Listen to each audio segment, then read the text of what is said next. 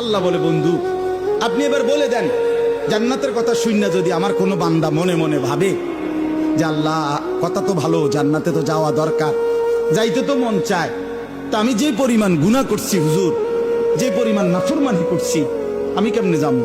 আমার তো গুনাহ অনেক বেশি। তা আল্লাহ বলেন, নাব্বি ইবাদি আন্নী আনাল গফুরুর রহিম।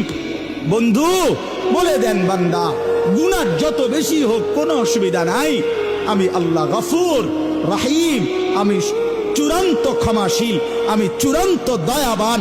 আসমান পর্যন্ত যদি গুনাহ পৌঁছে যায়, কসম আল্লাহর আমি ওয়াদা দিলাম মাফ করে দেব। শুধু গুনাহ ছেড়ে দাও, আমার কাছে ফিরে আসো, চোখের পানি ফেলে মাফ চাও, আর করবা না, ওয়াদা দাও আমি 90 বছরের গুনাহ একসাথে মাফ করে দেব। মাফ করে দেব। তোমার জন্যই তো বানাইছিলাম জান্নাত বান্দা, আমি রাখতে দিয়ে লাভ কি? আমি তো দিতেই চাই।